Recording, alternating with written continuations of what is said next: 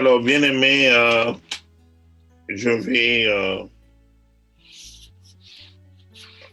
on va reprendre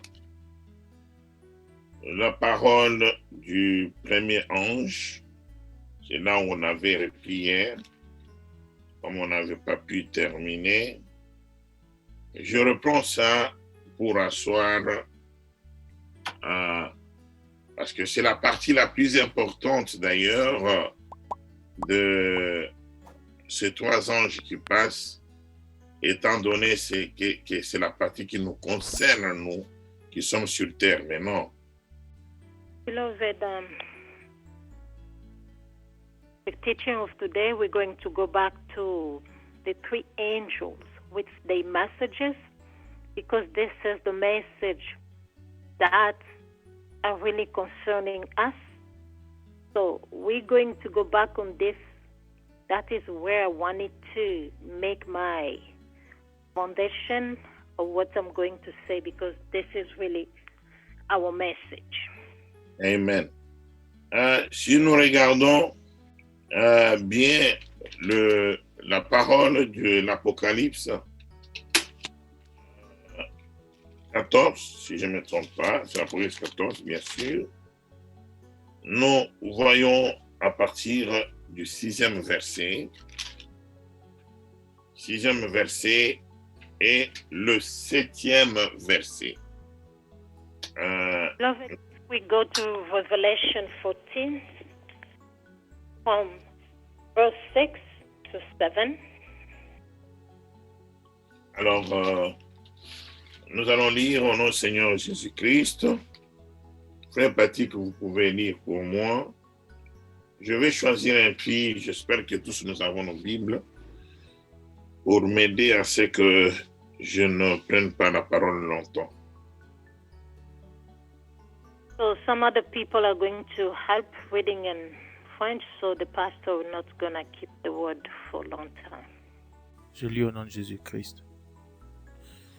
Je Amen. vis un autre ange qui volait par le milieu du ciel, ayant un évangile éternel, pour l'annoncer aux habitants de la terre, à toute nation, à toute tribu, à toute langue et à tout peuple. Il disait d'une voix forte, « Craignez Dieu et donnez-lui gloire, car l'heure de son jugement est venue, et adorez celui qui a fait le ciel et la terre et la mer et les sources d'eau. » Amen. Amen. Revelation 14, 6 and 7, the two verses we are reading in the name of the Lord Jesus Christ. Then I Amen. saw another angel flying in mid-air, and he had the eternal gospel to proclaim to those who live on the earth, to every nation, tribe, language, and people. He said in a loud voice, "Fear God and give him glory, because the hour of his judgment has come. Worship him who made the heavens, the earth, the sea, and the springs of water." Amen. Amen. Si nous regardons bien le verset 7, cet ange qui vient, et ce messager qui vient avec cet évangile éternel, nous situe déjà le moment, la période où il vient avec cet évangile éternel. If we see the verse 7, so the angel who is coming with the eternal gospel, this time already constitute that moment with the eternal gospel. Parce que il dit, car l'heure de son jugement est venue. Qu'est-ce que ça Because veut dire? angels hear that, because the hour of God's judgment has come. Ceci montre que cet ange, il parle du temps de la fin. This shows that the angel is speaking about the time of the end. Vraiment, j'aimerais aller doucement pour que nous puissions vraiment saisir cela. Il demande que nous puissions craindre Dieu, lui donner gloire et l'adorer. Il dit pourquoi? Parce que le temps de l'heure plutôt de son jugement est venu. I'm going to go slowly for a better understanding. The angel here is saying with a loud voice to fear God and to give him glory. Why? Because he says that the hour of the judgment of God has come. Alors, c'est quel temps? C'est le temps que moi et vous, nous vivons maintenant sur cette terre. C'est-à-dire que cette parole est prêchée au moment convenable et juste. What is that hour? The hour is the time that you and I are living on this earth right now. That means that this gospel has been preached at the due time, at the right time, right now. Amen. Alors, nous allons ajouter un passage. Vous pouvez écrire, je n'en ai déjà parlé, c'est Apocalypse 10. Mais nous allons beaucoup regarder le verset 3, 4, et nous allons parler aussi du verset 6 et 7. We're going to add another scripture, Revelation 10. We're going to read 3 and 4 and 6 and 7. Nous connaissons qu'il s'agit de cet ange puissant qui descend, qui est le Seigneur de gloire, parce que il est décrit exactement comme nous le voyons en Apocalypse 1, quand il est venu devant Jean, dans l'île de Patmos.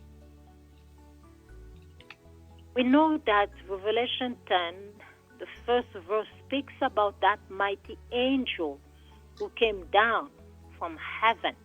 And we know that this is the Lord Jesus Christ, because the way the Word of God describes this angel is the same as the Lord Jesus Christ has been described in Revelation 1 when he appeared to John.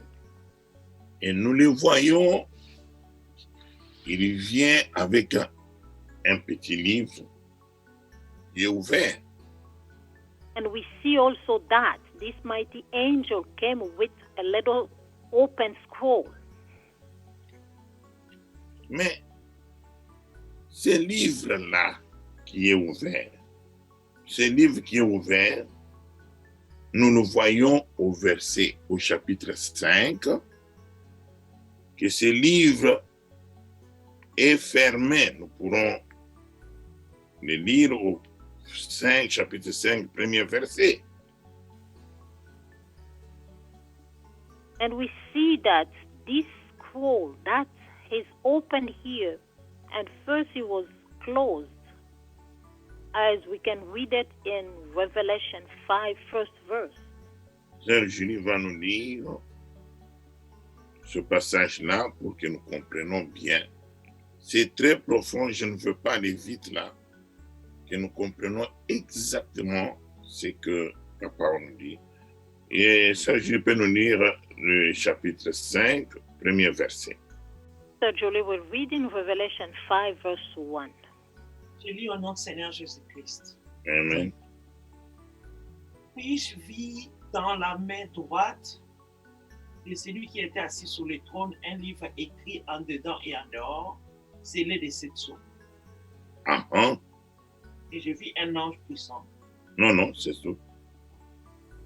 Revelation 5, verse 1. Then I saw in the right hand of him who sat on the throne a scroll with writing on both sides and sealed with 7 seals.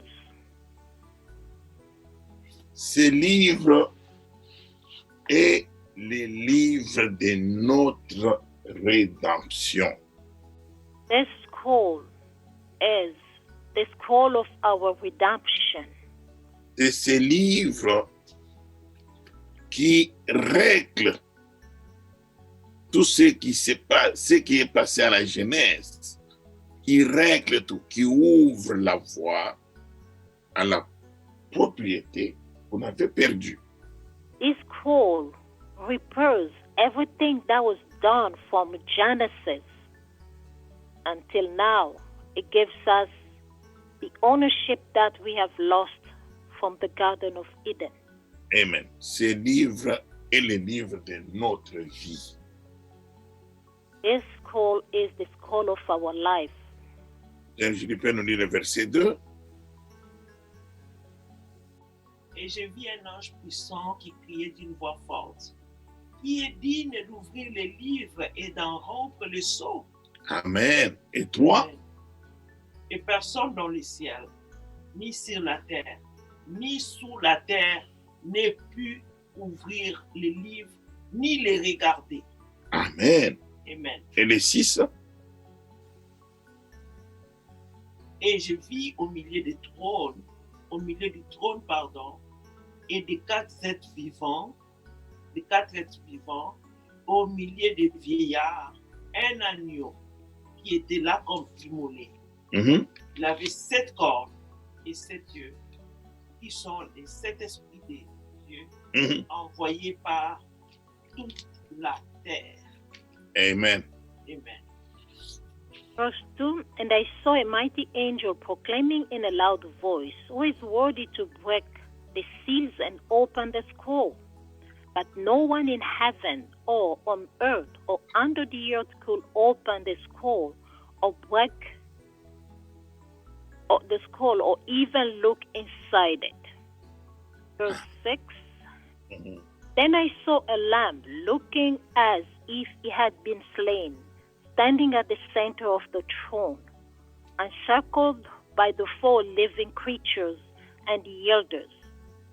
The lamb had 7 horns and 7 eyes, which are the 7 spirits of God, sent out into all the earth. Amen. Vous voyez? Ce livre était fermé. Non seulement fermé, ils disent qu'il était scellé aussi. The beginning, the scroll was closed, sealed with 7 seals. Alors, personne ne pouvait ouvrir si ce n'est l'agneau qui a cette corne et 7 yeux. L'agneau là, nous connaissons, on ne peut plus peigner, on ne peut plus enseigner l'agneau aujourd'hui. C'est Dieu lui-même qui s'humilie, qui s'est humilié pour venir, n'est-ce pas, nous donner le salut. So no one was able to open the scroll, not anyone on the earth, in the heaven, or under the sea, except the Lamb, who had 7 horns and 7 eyes. So we are not going to study about the Lamb again today, because we know the Lamb is the Lord Jesus Christ himself, who came to redeem us. Amen. Bien-aimé, cette scène se passe dans un milieu hautement élevé, hautement considéré, que nous n'en avons jamais l'idée. Beloved, this is in a high, very high level that we never been, that we cannot even imagine. Amen. Et c'est pourquoi celui qui vient, il vient ici dans l'Apocalypse 10, il vient pour révéler la parole. comme on peut dire, Then, casser des seaux. then, here on verse 10, is he himself who came here on verse 10 to reveal the word or to break the seals. Amen. Mais regardons bien que nous connaissons que il n'a pas permis que ça soit ouvert. Mais il donne le temps où cela doit être ouvert. Et nous lisons le verset 4. Sœur Julie, s'il vous plaît. Verset 4 du 10e chapitre. So he himself have given the time for that seal to be opened. We're going to read this in Revelation 10, verse 4. Sister Julie will read. Amen.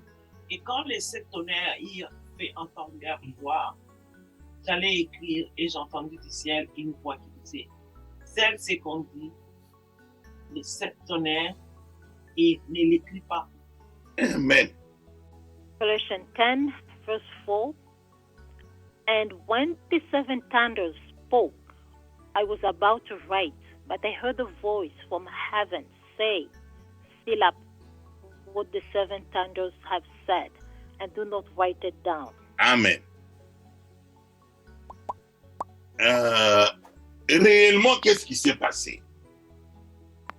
Jean était ravi. Il était un homme sur terre, ravi. En prière, il a commencé à voir des choses que lui seul voyait, que lui seul entendait, que personne d'autre qui était autour de lui ne pouvait entendre ni voir. What really happened here? John was very happy that he started seeing the things and heard voices, because no one, if people were around me, could be able to see or to hear what John was listening. Amen. Il a entendu Dieu a parlé. Quand Dieu parle, c'est comme des tonnerres qui sortent. La voix de Dieu, elle est puissante. Alors, quand Dieu a parlé, oh là là, Jean a entendu. Lui, il a entendu qu'est-ce que les tonnerres disaient. Il y en avait 7. Donc, les chiffres complets. So John heard the voice of the Lord speaking, because when God speaks, the sound of thunders comes up. When he heard the 7 thunders spoken, he wanted to write down 7 thunders. This is the completion of the word. Donc Dieu, ça veut dire, avait révélé tous les secrets à Jean. Mais Jean a voulu les écrire. Quels sont les secrets? Oh, le cheval, c'est ça. Oh, le cheval rouge, c'est ceci. Ça va se passer à ce moment ici. Ah, tout ce que tu vois, l'ange qui est descendu, c'est ça. Jean avait reçu toute la révélation. Il voulait l'écrire, mais on lui a dit, n'écrivez pas. La révélation n'est pas écrite dans la Bible. When the 7 thunders spoke, John wanted to write down, but he heard a voice from heaven saying, do not write it down. What John heard exactly, John heard the revelation of the seals. God has in the whole revelation of all explanation of the revelation.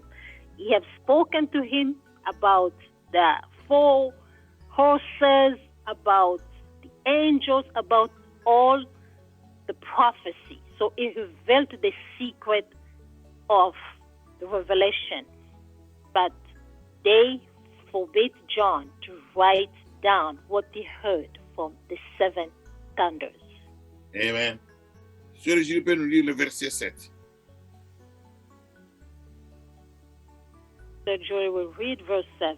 Mais au jour de la voix du 7e ange, quand il sonnerait de la trompette, les mystères de Dieu s'accompliraient comme il l'a annoncé à ses serviteurs, les prophètes. Amen. Amen. Je les donne d'une manière simpliste, sans entrer dans les détails. Verse 7, but in the days when the 7th angel is about to sound his trumpet, the mystery of God will be accomplished, just as he announced to his servant the prophet. Amen. Amen. Amen. Vous voyez? Quand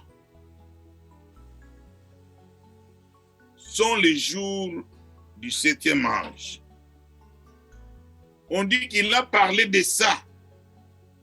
Il avait signalé déjà à travers ses serviteurs, les prophètes. Vous voyez? L'Ancien Testament. Mais ça arrive quand? Ça, nous allons le trouver dans le verset 6. Yes. Le verset 6. Et jura par celui qui vit au siècle des siècles, qui a créé les ciels et les choses qui y sont, la terre et les choses qui y sont, et la mer et les choses qui y sont, il n'y aurait plus de temps. Vous voyez? Ces jours-là se passent quand il n'y aura plus de temps. Verse 6, and he swore by him who lives forever and ever, who created the heavens and all that is in them, the earth and all that is in it, and the sea and all that is in it, and said there will be no more delay. And when that is going to happen, it will happen where there will be no more delay. C'est quand? It's today. Vous voyez combien nous sommes tellement concernés par cette parole. And you see how this message is really concerning us. C'est pourquoi l'ange de l'évangile éternel dit, il faut craindre Dieu, l'adorer, parce que le temps de jugement est venu. Nous sommes à la fin. For that reason, the angel on Revelation 10:14 says that, fear God, worship him, because the hour of the judgment has come. We are at the time of the end. Amen. Bien-aimé, avec Papa Koné, on peut lire Apocalypse, premier chapitre. Entendons l'introduction de ces choses. Revelation 1, Apocalypse 1, chapitre 1, du premier verset jusqu'au Au 3e. 3e. Nous lisons au nom de notre Seigneur Jésus-Christ. Amen. Révélation de Jésus-Christ que Dieu lui a donné pour montrer à ses serviteurs les choses qui doivent arriver bientôt et qu'il a fait connaître par l'envoi de son ange à son serviteur Jean. Lequel a attesté la parole de Dieu et le témoignage de Jésus-Christ, tout ce qu'il a vu. Heureux celui qui lit et ceux qui entendent les paroles de la prophétie et qui gardent les choses qui y sont écrites. C'est le temps, car le temps est proche. Amen. Amen. Revelation 1:1-3, the Word of God says, the revelation from Jesus Christ, which God gave him to show his servants what must soon take place. He made it known by sending his angel to his servant John, who testifies to everything he saw, that is, the word of God and the testimony of Jesus Christ. Blessed is the one who reads aloud the words of this prophecy, and blessed are those who hear it and take to heart what is written in it, because the time is near. Amen. Nous devons chercher à être parmi les heureux en lisant la parole de prophétie, en l'entendant de nos oreilles, en la lisant de nos yeux, car le temps est proche. Quand on dit le temps est proche, ça veut dire que le jugement est là.